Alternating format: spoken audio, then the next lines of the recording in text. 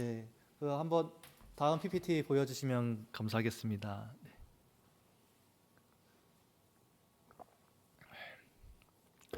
네, 제가요 2월 19일부터 20일까지 미국 웨스트민스터 신학교에서 이제 조직 신학과 이제 윤리학을 가르치시는 데이비드 반 드루넨, 반 드루넨 교수님이 한국으로 이제 방문하셔가지고요.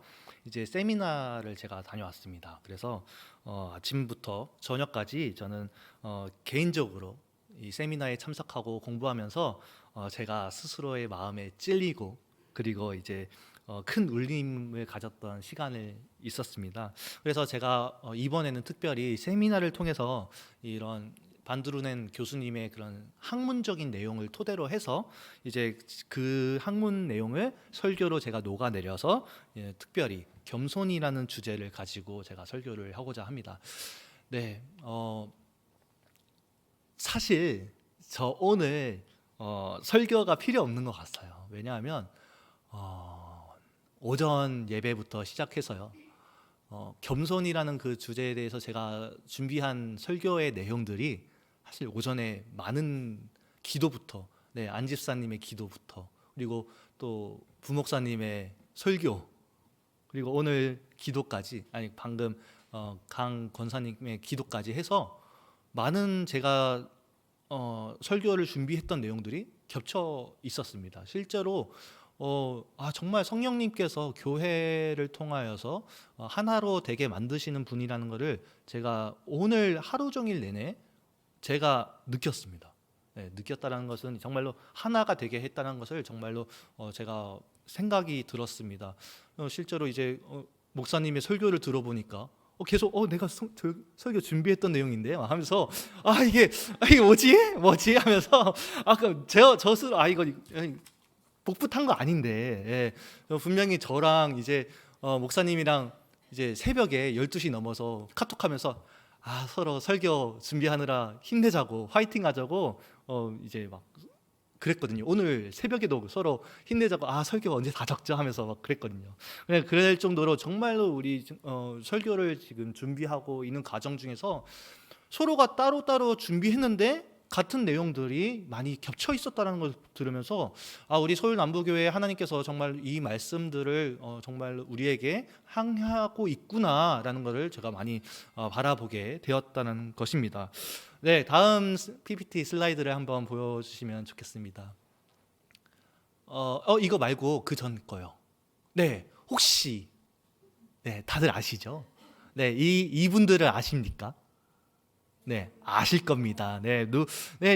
저기 이제 조금 보니까 나이가 어느 정도 있으신 분들은 왼쪽에 있는 가수를 누가 봐도 딱 알겠다. 이름까지 적혀져 있으니까 알고 있는 것 같고요. 그리고 오른쪽에 있는 사람을 보니까 선글라스 껴가지고 조금 헷갈릴 수도 있겠지만 지금 그 오른쪽에 있는 사람 중에서 왼쪽이 길 그리고 오른쪽이 게리. 그러니까 그 둘이 같은 그룹의 가수예요. 리쌍이라고 하는 가수인데요. 그러니까 아마도 이 둘의 가수를 전부 다는 모르겠지만 적어도 이 세 명의 사람들은 모두가 아실 거라고 생각이 듭니다. 특별히 이제 조영남이라는 분들은 이제 화기장터로부터 시작해서 많은 히트곡을 남겼고요. 그리고 제 나이의 또래는 이 리쌍을 빠지면 진짜 노래에 아무것도 없다 싶을 정도로 리쌍의 노래가 전부 다 대부분이 히트곡을 쳤습니다. 그 정도로 이제 저는 그렇게 들으면서 자라왔다는 거죠.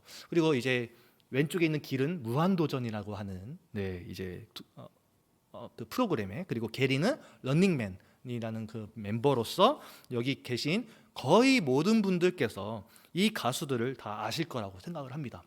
자, 여기서 제가 조영남과 리쌍이라고 하는 그 가수를 제가 같이 보여드리는 이유가 있는데요. 그것은요, 그 두 가수가 하나의 노래를 각각의 시대에서 인기곡으로 사랑받았다는 겁니다. 그 곡의 이름은요, 겸손은 힘들어라는 곡입니다. 이 모두 아시죠? 제가 세상 노래를 지금 부르기가 조금 그렇지만 겸손은 힘들어, 겸손은 힘들어, 아시죠? 겸손은 힘들어, 겸손은 힘들어. 모르시나요?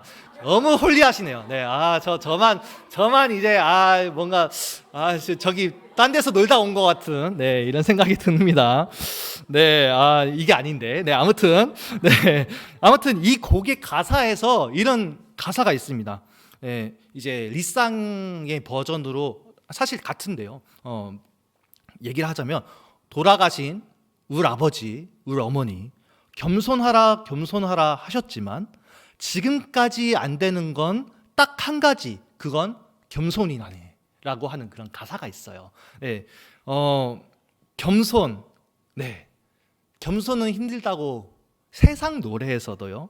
겸손하는 것 그 자체가 정말 어려운 것이고 그리고 할 수 없는 것이라고 스스로 고백하고 있습니다. 네, 맞습니다. 죄인인 우리들은요, 태어날 때부터 우리는 겸손할 수가 없는 존재입니다. 그리고 우리는 본질적으로 교만한 사람들입니다. 그리고 교만은 아마도 가장 근본적이고 기본적으로 깔고 가는 우리의 죄성입니다. 그렇기 때문에 우리 기독인들은 예수님을 믿으면서 겸손에 대해서 자주 생각해 보는 것이 매우 저는 중요하다고 생각이 듭니다. 그래서 겸손에 대해서 우리 기독교가 먼저 기독교인들에게 겸손에 대해서 강조를 하는 그 이유에 대해서 근본적인 이유부터 우리가 살펴보려고 합니다. 같이 생각해 보도록 하죠. 현대의 그런 사조와 다르게 우리를 모두가 포함해서 모든 사람들은 창조주가 아닙니다. 그렇죠. 네, 창조주가 아니에요. 우리는 피조물입니다. 그렇기 때문에 모든 사람들은 하나님의 권위 아래 있습니다. 왜냐하면 모든 사람들이 하나님으로부터 흙으로 지어졌기 때문이죠. 그렇죠. 그리고 또 우리는 생각해 보면 죄 때문에 너무나 약하고 또 악하고 무지합니다. 그래서 우리는 겸손해야 하는 그 이유가 있는 거죠. 너무나 많은 거죠. 그렇지만 기독교적인 겸손은요, 모든 사람이 가져야 하는 그런 보편적인 겸손과 다른 점에 대해서 함께 나눠보려고 오늘 특별히 시간을 가졌습니다. 자, 그리스도께 속한 우리는요, 예수 그리스도 안에서 우리가 당연히 안식하고 또 그리스도께서 이 세상에서 사셨던 그런 방식과 비슷한 삶을 우리가 추구하는 것, 그런 특별한 겸손에 대한 방법까지도 우리가 있다라는 것을, 특별한 방법이 있다라는 것을 우리가 한번 생각해 보려고 합니다. 자, 세미나에 오신 그 반드론의 교수님은요, 기독교적인 겸손에 대해서 이렇게 정의를 내렸습니다. 함께 읽어봤으면 좋겠는데요. 네, 잘 보이시죠? 함께 읽겠습니다. 시작.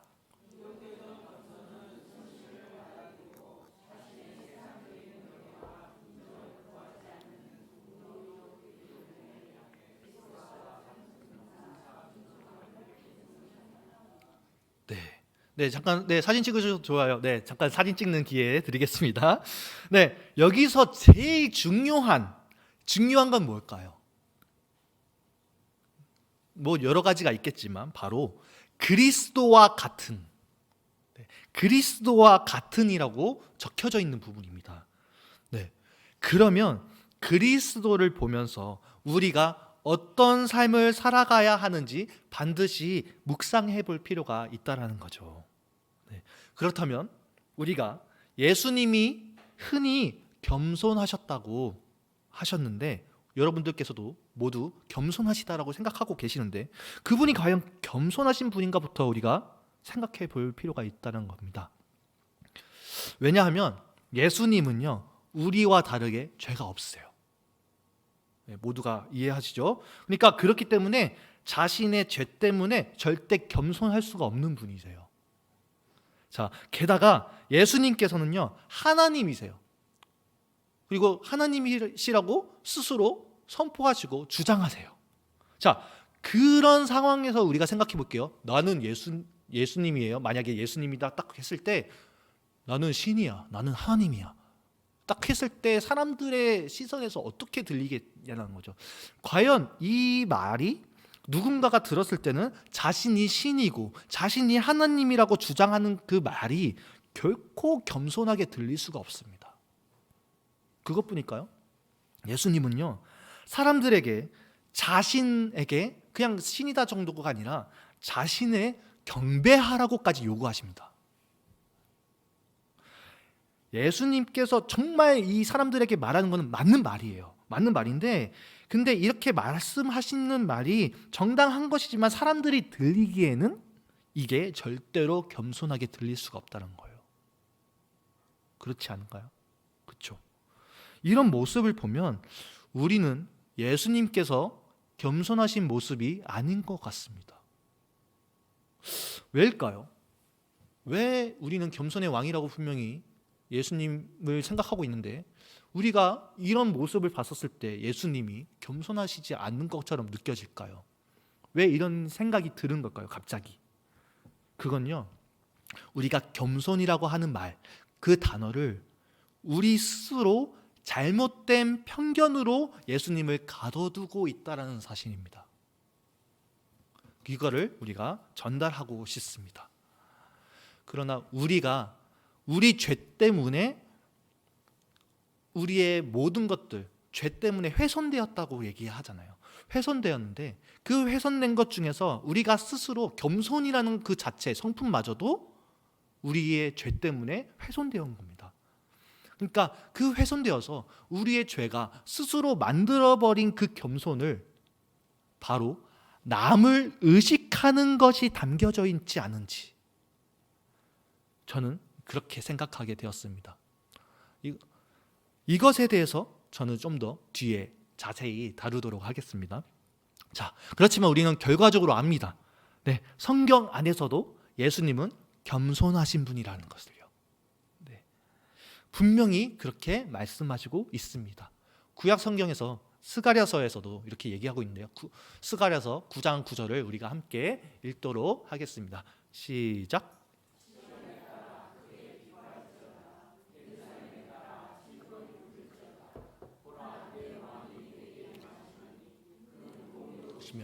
구원을 베푸시며 겸손하셔서 나귀의 작은 것 곧 아기 새끼. 네, 구약 성경에서도요, 예수님을 예언하면서 메시아가 겸손하고 나귀를 타신다고 말씀하고 있습니다. 예루살렘, 그러니까 즉 하나님을 믿는 모든 백성들의 왕이 오시는데 겸손하게 오신다고 말씀하셨습니다. 그리고 실제로 신약시대에 와서 이 예언이 그리스도께서 입성하시잖아요. 그렇죠? 입성하시면서 성취되었다고 지금 말하고 있죠. 또 다른 성경을 우리가 읽으면서 생각해 볼 텐데요. 마태복음 11장 28절부터 30절을 읽겠습니다. 너무나 유명한 말씀입니다. 함께 읽어 보실까요? 시작. 내게로 오라. 내가 너희를 쉬게 하리라. 나는 마음이 온유하고 겸손하니 너희를 오라. 왜냐하면 너의 마음이 쉼을 얻으리니 내 짐은 가벼움이라 하시니. 아멘. 여기서도 예수님께서 스스로 겸손하시다고 말씀하신 것을 우리가 볼 수 있습니다. 자, 미천한 우리는요, 하나님께 갈 수 없습니다.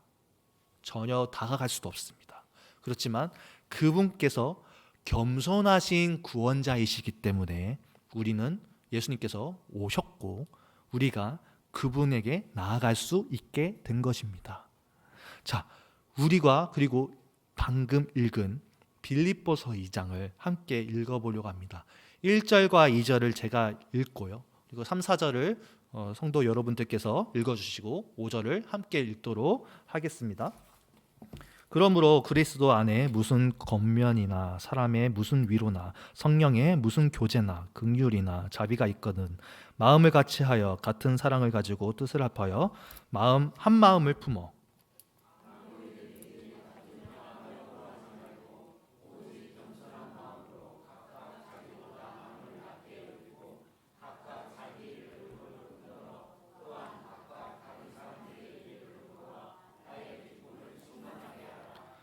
너희 안에 이 마음을 품으라 곧 그리스도 예수의 마음이니. 아멘. 네, 5절까지만 읽어보겠습니다. 네, 좋습니다. 빌립보서 2장에서 사도 바울이 그리스도인들에게 겸손을 요구하고 있는 그 사실을 우리가 주목하려고 합니다. 자, 사도 바울이 3절에서 먼저 보시면 아무 일에든지 다툼이나 허영으로 하지 말고 오직 겸손한 마음으로 자기보다 남을 낮게 여기라 라고 한 다음에 그 다음에 5절로 제가 이렇게 말합니다. 자, 너희는 그리스도 예수 안에 있는 이 마음을 품으라고요. 네, 그런 다음 몇 구절이 지나서 사도 바울은 예수님께서 어떻게 자신을 낮추셨는지에 대해서 말하고 있습니다. 사도 바울의 지금 논리가 보이시죠? 네. 그러면 우리가 정말로 그리스도를 믿는다면 그리스도를 본받아 닮아가기를 원할 텐데 그렇기에 우리 그리스도인들은 겸손하신 예수 그리스도를 닮아 겸손한 사람이 되어야 된다는 것이죠. 이게 바로 사도 바울의 논리입니다. 자, 그래서 우리는 그리스도께서 정확히 어떻게 겸손하셨는지 살펴보려고 합니다. 자, 빌립보서 2장 6절 7절을 함께 읽어보겠습니다. 네, 시작. 하나님의 동등됨을 취할 것으로 여기지 아니하시고 오히려 자기를 비어 종의 형체를 가지사 사람과 같이 되었고. 네, 예수 그리스도가 어떤 분인지 사도 바울이 정확하게 말하고 있는 부분인데요. 바울은요, 그리스도께서 하나님의 본체시지만 하나님과 동등됨을 취할 것으로 여기지 않으셨고 오히려 자기를 비어 종의 형체를 가지셨습니다. 네, 여기에 지금 집중하겠습니다. 그리스도께서는요, 종이 되셨습니다. 네. 그리고 이건요, 그리스도께서 겸손해지신 가장 큰 방법입니다. 분명히 예수님께서는 창조주십니다. 태초에 말씀이 함께 계셨습니다. 영원하신 하나님이시고요, 삼위일체 중에서 제2위이신 하나님이세요. 그런 분이세요. 근데 그런 주님께서, 그분께서는 지금 종이 된 거예요. 종. 낮은 위치를 차지한 것, 그것이 바로 진정한 겸손입니다. 그 종이라는 게 하나님의 종일 뿐만 아니라 우리의 종이기도 합니다. 죄가 없으신 분이 죄가 많은 인간의 종이 되었습니다. 자, 우월하신 분이 열등한 자의 종이 되었습니다. 이게 우리가 너무나 당연하게 지금 들어왔기 때문에 생각해 볼 수 있겠지만 다시 생각해 보시면 그럴 수가 없어요. 자, 성도 여러분들께서 생각해 보시면 우리가 인생에서 살아갈 때 우리 자신보다 지위라든가 그런 부분에서 좀 더 높거나 뭔가 좀 더 대단하거나 그런 사람들이 있다면 그 누군가의 종이 되는 것은 너무나 흔합니다. 그렇죠? 그리고 일반적으로 세상이 돌아가는 그런 원리입니다. 세상의 종은 더 높은 사람, 그러니까 좀 더 중요하고 더 잘 교육받고 더 부유하고 더 강력한 사람들의 종을 말하고 있습니다. 나 자신도 누군가의 종이 되었기 때문에 자녀들에게만큼은 종이 되지 않기 위해서, 그렇죠? 계속 공부를 시킨다거나 좀 더 강하게 기르고 싶은 것, 그런 거 아니겠습니까? 나는 비록 불의하게, 불합리하게 종으로서 살았지만 자녀만큼은 그렇게 주고 싶지 않아서요. 그렇지만 예수님께서는 그렇지 않으셨다는 겁니다. 예수님께서는요, 우리보다 훨씬 크신 분인데도 불구하고 우리의 종이 되셨습니다. 그분께서는요, 오히려 피조물들의 종이 되셨습니다. 마가복음 10장 45절이 이를 뒷받침하고 있죠. 함께 읽어보면 좋겠습니다. PPT 보여주세요. 네, 읽겠습니다. 시작.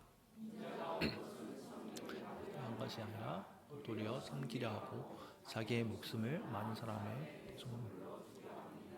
아멘. 제가 얘기해 볼게요. 자, 그리스도께서는요, 자신의 생명을 대속물로 주시면서 종으로 봉사하셨습니다. 자, 대속물 아니면 이거를 또 다르게 로 하면 속량물 이렇게 얘기하잖아요. 자, 속량물이 뭘까요? 대속물이 무슨 뜻일까요? 대속하다, 속량하다. 오전 예배랑 조금 이어져 갑니다. 이건요, 값을 지불한 겁니다. 네, 예수님 시대 때 사람들은 종을 사기 위해서 대속물을 지불하는 경우가 많았습니다. 사람들이 시장에 가서 노예를 대속물로 샀다는 겁니다. 그래서 예수님께서 자기의 목숨을 우리를 위한 대속물로 주러 오셨다는 것이 바로 예수님께서 우리의 종이 되었다는 겁니다. 자, 다시 깔아볼게요. 죄와 마귀의 종이 되어버린 인간의 종이 되어버린 예수님. 그리스도께서는요, 진짜로 저 밑바닥까지 내려가신 것, 그것이 바로 진정한 겸손이라는 겁니다. 자, 함께 2장 8절을 우리가 읽어봤으면 좋겠는데요. 네, 또 다른 겸손한 모습을 보겠습니다. 2장 8절입니다. 시작. 사람의 모양으로 나타나사 자기를 낮추시고 죽기까지 복종하셨으니 곧 십자가에 죽으심이라. 네, 자기를 낮추시고 죽기까지 복종하셨다. 그것이 곧 십자가 사건이다. 이 말을요, 그러면 예수님께서는 어떻게 겸손해지신 걸까요? 큰 손실을 입는 그 고난을 받으면서 예수님께서는요, 우리를 위해 모든 것을 다 포기하셨습니다. 심지어 그는요, 그냥 포기한 게 아니라 부당하게 포기한 겁니다. 누군가가 끔찍한 범죄를 지었거나 처벌로 모든 것을 포기하는 것은 당연히 그럴 수 있겠다, 그런 생각을 하겠지만 예수님께서는요, 죄가 없게 태어나셨고 그리고 아무 죄 또한 짓지 않으셨죠. 그런데도 그분은 그분 자신의 자유와 안전과 소유와 생명 그 자체를 모두 포기하셨습니다.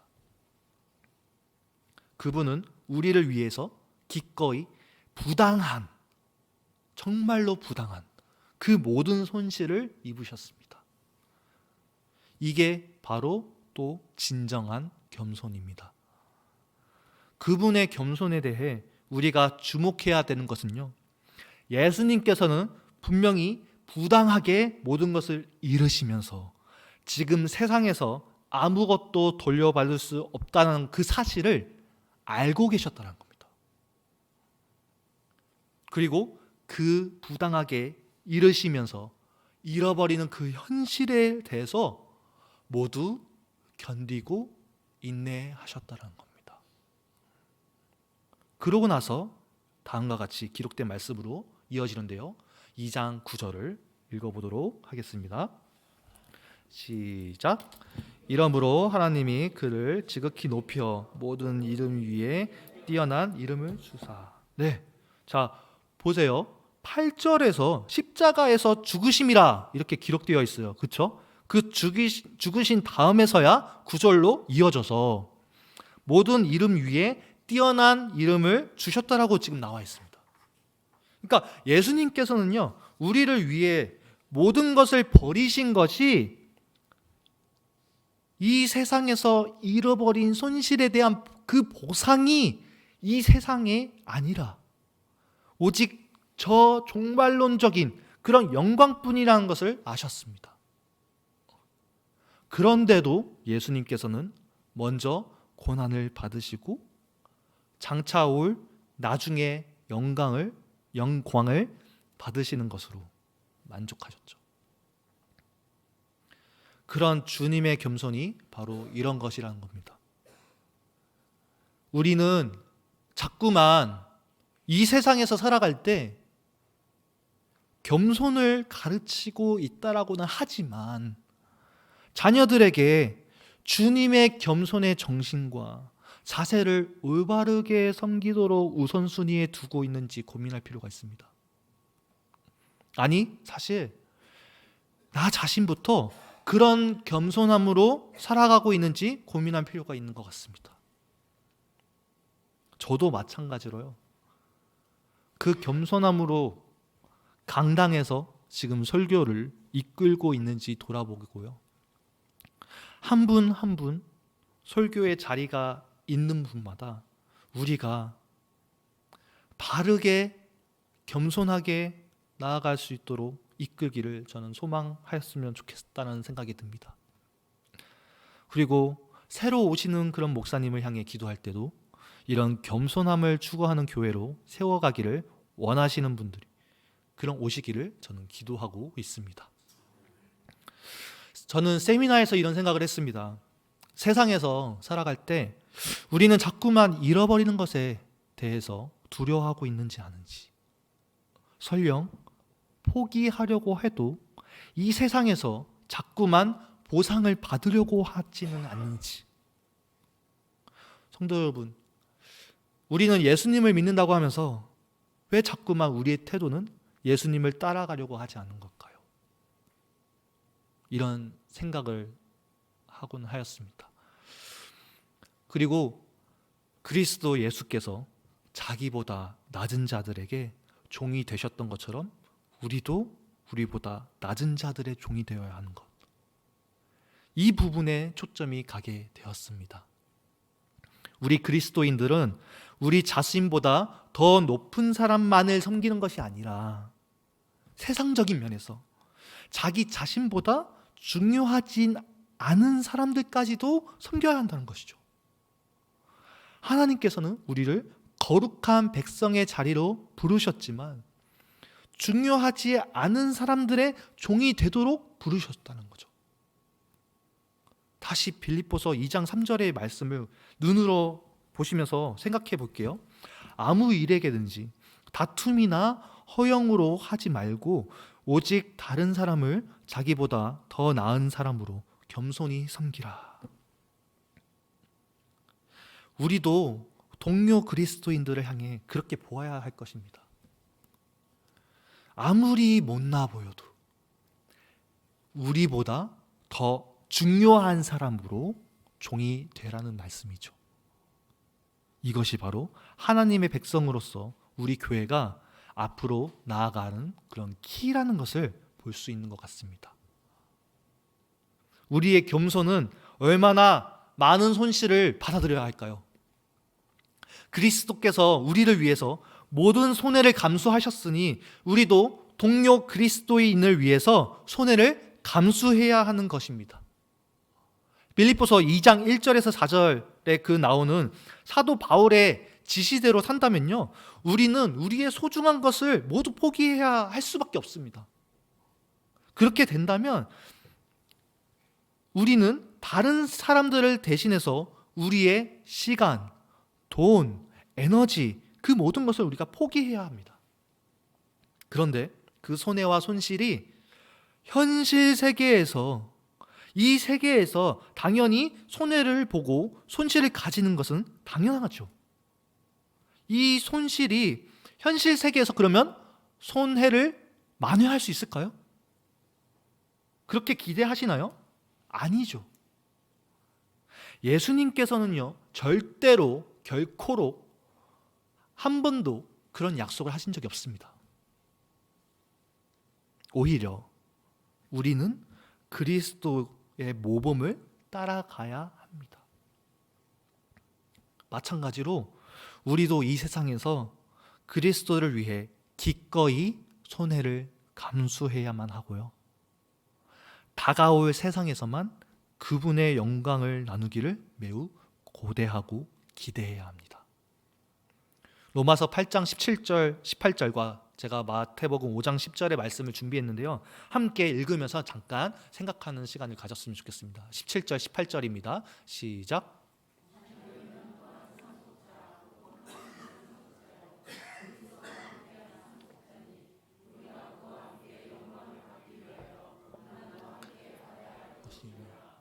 생각하건대 저희 고난은 장차 우리에게 나타날 영광과 도다. 네, 마태복음 5장 10절입니다. 시작. 위하여 박해를 받는 자는 복이 있나니 천국이 그의 것입니다. 아멘. 네, 제가 결론으로 가기 전에 그리스도인의 겸손은 결국 이런 면이 함께 뒤따를 수밖에 없다, 함께 있을 수밖에 없다라는 것을 한 가지 말해주고 싶습니다.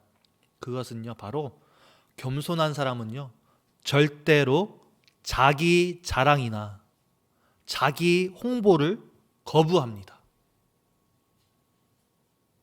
그것을 말해주고 싶습니다. 이거는요, 특별히 현대 사회에서 매우 중요하고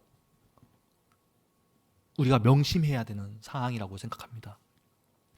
현재 세상은요, 우리 자신을 자랑할 수 있는 격려와 기회를 너무나 많이 제공하는 사회로 가버렸습니다.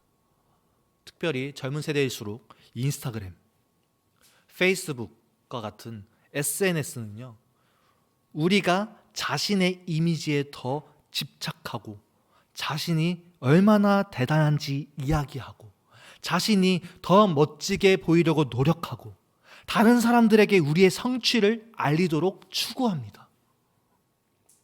물론 우리 인간이 항상 다른 사람 앞에서 자기 자신이 영광스럽게 하는 그런 유혹을 받곤 합니다.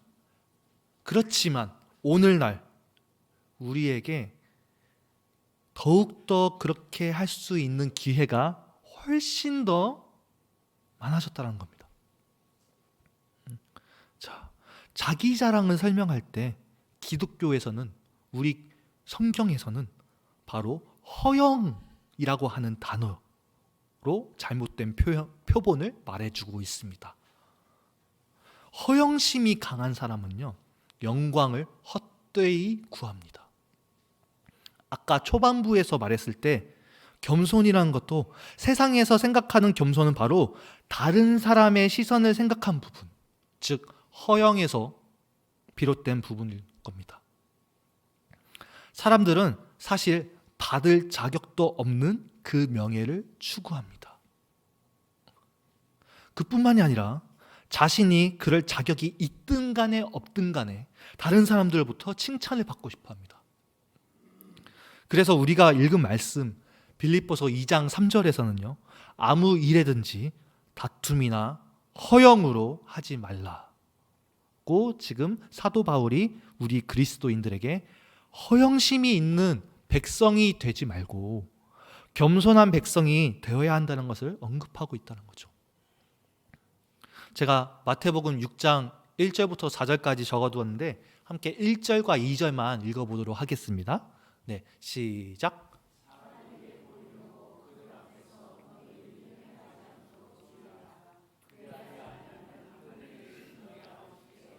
마치 못하리니라.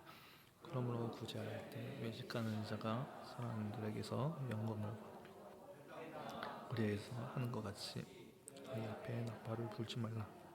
진실로 너희에게 이르노니 그들은 자기 상을 이미 받았느니라. 네.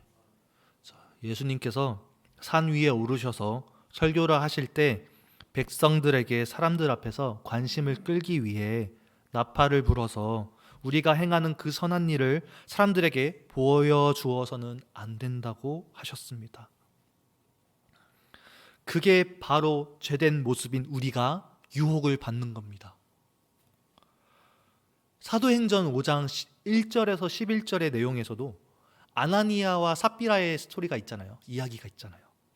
그 사건도 그들이 성령님께 거짓을 고한 죄가 결정적인 것도 있지만 그들의 죄와 행동 속에 결국은 사람들에게 보여주기 위한 허영심, 그 허영심이 행동으로 옮긴 그 동인, 기인되었다는 겁니다. 마태복음의 그 산상수훈과 사도행전의 그 기록은 결국 우리에게 그렇게 해서는 안 된다는 것을 보여주고 있습니다. 그것은 겸손한 그리스도인의 삶이 아닙니다. 거기서 예수님은 더 나아가서 마태복음 6장 3절에서 4절 말씀하시고 있습니다. 잠깐 눈으로만 보여주세요. 네. 오른손이 선한 일을 할 때 왼손도 모르게 하라는 것을요. 이 말씀은 우리의 선행을 드러내지 말라는 것이 아니라 우리의 선행을 은밀하게 행하도록 노력하라는 그런 의미가 담겨 있습니다. 우리의 선한 일을 은밀하게 행하는 것으로 우리가 만족해야 되고 하나님께서는 그 우리의 착한 행실로 기뻐하시는 것으로 만족하십니다. 우리 죄 가운데 있기에 자꾸만 다른 사람들이 우리를 칭찬하고 높여주기를 원하고 있습니다. 그렇지만 우리에게 그리스도인의 겸손이 있다면 이런 칭찬과 높여주는 것이 내가 아니라 오직 하나님께만 영광이 가기를 초점에 두고 있다는 그 사실입니다. 지금도 우리 예배와 이 설교가 저에게로 초점을 두는 것이 아니라 하나님께로만 영광을 두어야 된다는 그 사실, 그게 바로 우리의 겸손이라는 사실입니다. 그 은밀한 중에 보시는 하나님께서 선한 방법으로 당연하게 갚아주실 것입니다. 설령 그것이 이 땅이 아니라 장차 올 세상일지라도 말이죠. 그것만이면 정말 만족하는 삶, 저는 그게 너무나 기대됩니다. 결론적으로 이런 겸손이 얼마나 우리를 자유롭게 하는지 생각하셨으면 합니다. 우리 자신이 스스로 영광스럽게 하는 것은 얼마나 힘든 일일까요? 사람들 앞에서 우리의 이미지를 관리하려고 노력하는 건 정말로 고달픈 짓입니다. 사람들의 시선을 자꾸만 생각하는 것. 저도 10대 때, 청소년 때 그 저의 모습이 분명히 그런 모습이 있었습니다. 그렇게 다른 사람들의 눈치를 자꾸만 보고 나를 어떻게 생각할까? 그런 모습들이요. 제가 분명히 그랬던 사람이었고요. 그런 성격을 가졌었기 때문에 얼마나 이게 스트레스를 받는 것인지 제가 잘 압니다. 하지만 다른 사람에게 좋은 인상을 주겠다라는 그 목표를 가지고 삶을 살아간다는 그런 압박감으로부터 더 이상 느끼지 않고 자유함을 누리는 것은 얼마나 큰 기쁨인지 모릅니다. 그리스도인으로서 우리는 다른 사람의 인정을 얻으려고 하는 그런 목표를 가지고 살지 않습니다. 단지 우리는 하나님 앞에서 홀로 우리에게 하라고 하신 일을 할 뿐이고요. 하나님께서 보시는 그 것에 초점을 두고 코람데오적인 삶, 그 삶을 살아갈 뿐입니다. 우리는 다른 사람이 우리를 칭찬하는지 아닌지에 대해서 걱정할 필요가 없고 오직 그분만을 섬기고 우리가 서로를 섬길 수 있는 그것이 바로 그리스도인의 겸손이라는 겁니다. 누가 욕해도 상관없어요. 예수님도 얘기했었을 때 욕하잖아요. 겸손한 모습이 아닌 것처럼 생각해요. 그들의 가치관에서는. 그렇지만 이게 바로 세상이 생각하는 겸손과 기독교에서 보는 겸손이 다른 점이라는 겁니다.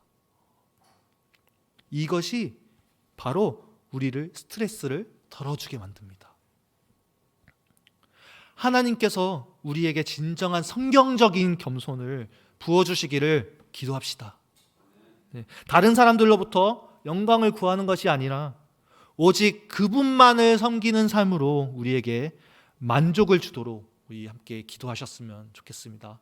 잠깐 1분간 기도하셨으면 좋겠는데요. 이 부분에서 성경적인 겸손을 우리에게 달라고 하는, 그리고 비록 알지라도 다시 우리가 제고하고 생각하면서 진정한 겸손을 구하는 자가 되었으면 좋겠다고 기도하셨으면 좋겠고요. 그리고 새로 오실 담임 목사님 그리고 우리 교회 모두가 그 겸손함을 가지도록 함께 기도를 하셨으면 좋겠습니다. 함께 기도하겠습니다. 하나님 아버지 감사합니다. 아버지 주님.